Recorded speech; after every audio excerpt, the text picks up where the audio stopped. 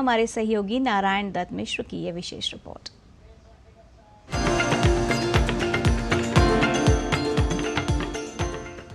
भारतीय ज्ञान परंपरा में आज बात एक विशेष तत्व की, जल तत्व की।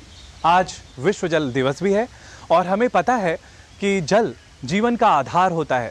पृथ्वी में सबसे महत्वपूर्ण तत्वों में से एक जल तत्व ही होता है। संस्कृत शास्त्रों में, संस्कृत के वाङ्मय में क्या कुछ वर्णित है जल के बारे में, आइए जान लेते हैं अपनी इस रिपोर्ट के माध्यम से। जीवातु भूतम परमं जलम विना तत् कुतो जीवनम।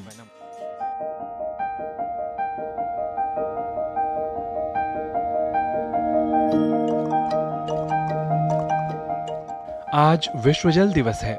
जल तत्व जो आधार है जीवन का, वस्तुतः अन्न और रसों की आधार स्थली है यह वसुधा, पृथ्वी, धरित्री या धरती। अनेक औषधियों और वनस्पतियों की विविधतापूर्ण उपस्थिति से सजी इस धरती पर भला जल तत्व के बिना यह सब कुछ संभव ही कैसे हो सकता है। निस्संदेह इस सृष्टि में हमारी पृथ्वी बहुत विशेष है और इसकी विशेषता को सही मायनों में और अधिक बढ़ाता है जल तत्व। यह जल तत्व ही है जिसे सृष्टि के आरंभ में सर्वप्रथम उत्पन्न तत्वों में से एक कहा जाता है। पृथ्वी पर यही जल तत्व कैसे और किन किन रूपों में परिवर्तित होता हुआ जीवन के स्वरूप को करता है स्पष्ट, सार्थक व परिभाषित, यह विषय प्राचीन संस्कृत वाङ्मय में भी आधुनिक विज्ञान के सिद्धांतों के सापेक्ष ही निरूपित है, जो अवश्य ही भारतीय ज्ञान परंपरा की महनीयता की कहानी कहने को पर्याप्त है।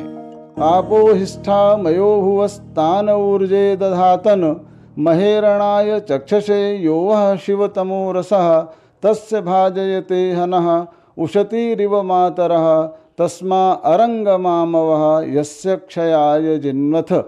वेद में जल के लिए आपः शब्द का प्रयोग हुआ है। आपः विश्वस्य भेषजी, जल को सभी प्रकार की उत्पत्ति का मूल कारण माना गया है।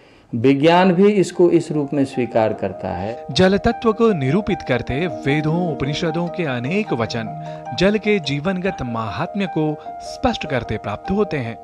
जहां जल की सुस्थिति और जलीय अभाव को भी महत्व देते हुए देशों को नाम प्रदान किया जाना जलगत जागरूकता की दृष्टि से कम महत्वपूर्ण नहीं। देशो नद्यम्बु वृष्ट्यम्बु संपन्न व्रीहि पालितः स्यान् नदी मातृको देवमातृकश्च यथाक्रमम्।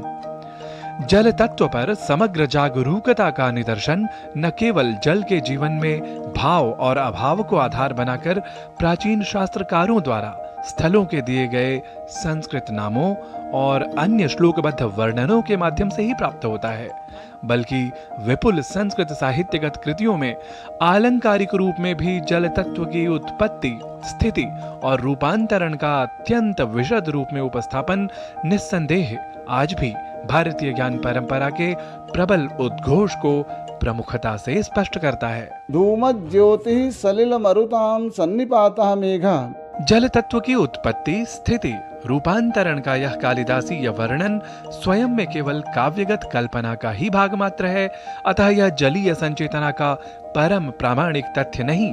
इस तरह के आक्षेपों का समक्ष रखना निस्संदेह निरर्थक ही है, क्योंकि इन वर्णनों का मूल वैदिक साहित्य की अत्यंत विस्तृत निधियों में अनुस्यूत है, जहां पदे पदे वैज्ञानिकता का परिपाक हमें प्राप्त होता है।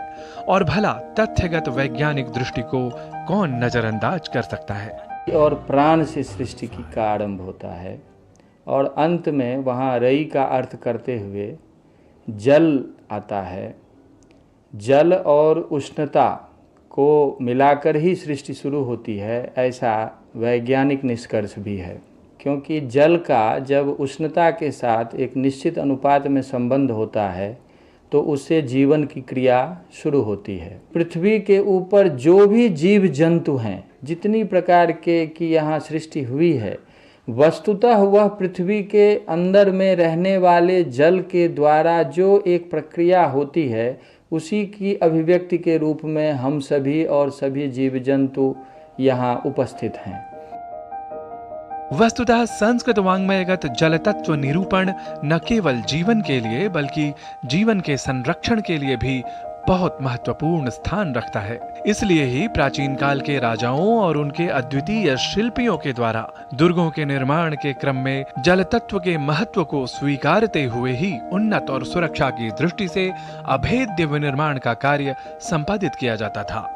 और जब एक तरफ बात रक्षा की दृष्टि से दुर्गों के हुए निर्माण की हो, तो भला वाणिज्यिक दृष्टि से भी महत्वपूर्ण ऐतिहासिक गौरव गाथाओं की बानगी भर प्रतिपादित करती और भारतीय जलगत संपन्नता को स्पष्ट करती पत्तनों की अवस्थिति व उनके जीवनगत माहात्म्य को कौन कम कर आंक सकता है, जो प्रत्यक्ष और अप्रत्यक्ष रूप से इसी जल तत्व से ही जुड़कर मानव जीवन की रक्षा, सुरक्षा, संपोषण और समृद्धि को एक साथ स्वयं में समाविष्ट कर सदियों से जीवन को एक नई दिशा दिखलाने का काम कर रही हैं। जलमेव जीवनम सर्वम जीवातु भूतम च तत्।